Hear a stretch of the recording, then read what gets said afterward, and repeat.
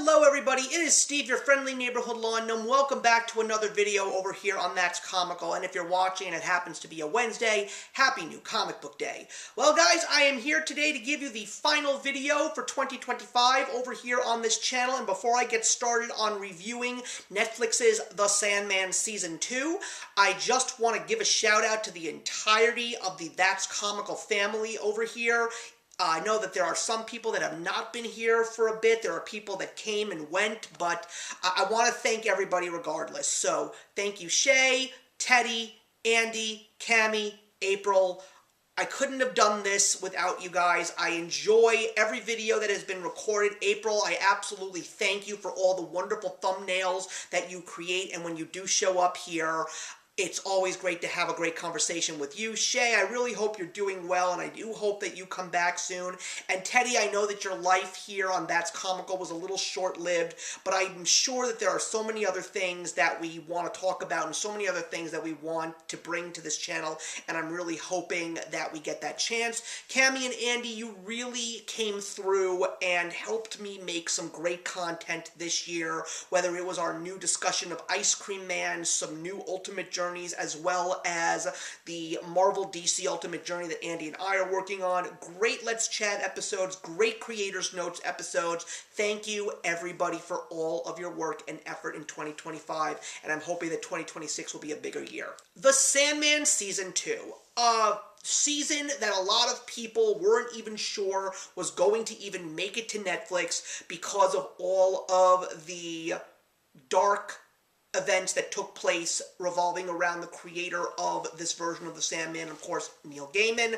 I'm not going to get into that here. That's a topic for another time. But yes, I do want people to understand that even though we really shouldn't be talking about this man right now, and I really don't know what's going to happen at the end of the day, there have been so many negative things revolving around this man, most of them totally understandable, but we cannot deny that he gave us some of the most amazing things in comic books and graphic novels. The Sandman is one of them, one of my favorite comic books, if not my favorite comic book of all time, thanks to him and previously Alan Moore. Miracle Man, and now I have no idea if his trilogy will ever be completed at this point in time with Mark Buckingham.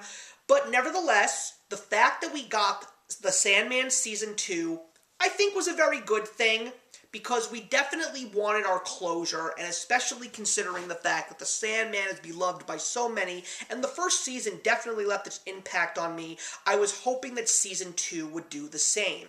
I will definitely say, to its credit, it wrapped up the Sandman series in a very nice little package, but it definitely gave me a different feeling overall, and not a better one, because like the first season, it was a real long time for me to get through that series, and this series premiered on Netflix quite a few months ago, and I literally just finished it last week. So the fact that it took me that long to really watch a very small amount of episodes says a lot, but the first time, with the first season, I said these episodes were things that you really needed to watch carefully, and once you were done with them, you really needed to soak them in. There was a lot of depth to them, there was a lot of development in there, and there was definitely a lot to think about. This time, not necessarily that. Rather, it was tough to get through the last couple of episodes because the season was just not as good. Now, I will say it was really cool to see the rest of Sandman's family, so we got to see Dream's brothers and sisters and what roles they actually had to play. We also did see a pretty decent arc revolving around Dream that would actually end in his demise. I don't necessarily feel that this is a spoiler because this series has been out for many months now, and if you've already seen it, you've seen it, and if you didn't, well, it took you long enough. But it was definitely good closure and a really good way to send this character off, and on top of that, send this series off. There were definitely some very interesting things about him, like the whole story that revolved around his son, the story that revolved around this woman whose son is connected to the dream world, but also just seeing characters like Lucien, Cain and Abel, and just seeing them all come back and just enjoying their company was definitely very welcoming. And at the end, the funny thing is, it didn't even give me any incentive to read the comic book. I mean, I know that the Sandman comic book is very, very cool. Neil Gaiman did an amazing job putting that book together, but I just don't really have any incentive to read it. And the other thing is, I've tried to get into some of Neil Gaiman's Sandman work. I even purchased the deluxe edition of Death, and that's another cool thing. After the series wraps up, there is a bonus episode that revolves around a death story, and ironically, I'm not really the biggest fan of that story either, and I read the entire deluxe edition of the Death compilation by Neil Gaiman, and it just wasn't what I expected. Tried to read a couple other Neil Gaiman Sandman projects, and they all just don't seem to connect with me, so I know that there are fans of the Sandman in the That's Comical crew, and I never really got opportunities to sit down and talk about Sandman with them. I know that Cammie is also a big fan of Sandman, and she is relatively new compared to someone like April or Andy, but I really need to sit down and talk Sandman with them and really try to get a good understanding of what it is about Sandman that impacts them so much. But at the same time, I'm very glad that I did get to watch the second season of Sandman. If it comes out on Blu-ray, I would definitely like to pick it up because I did pick up the first season and I'd like to see the entire series as a whole.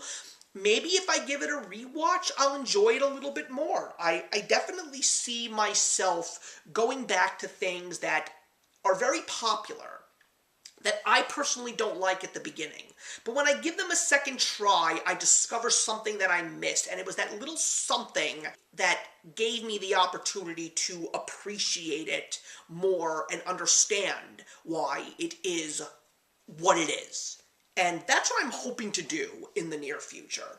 So those are my thoughts on Netflix's The Sandman Season 2, the final season of The Sandman. Please leave your comments in the box below if you are fans of the show, if you're fans of the graphic novels. I'd love to talk to you guys. At this point in time, when it comes to the Sandman universe, the best thing that we received was the DC animated showcase short of Death featuring Jamie Chung. That is without a doubt one of the most beautiful DC animated pieces that I have ever seen, and I think it actually still is to this day my absolute favorite. So have a safe and happy 2026, everybody, and I will see you in the next one.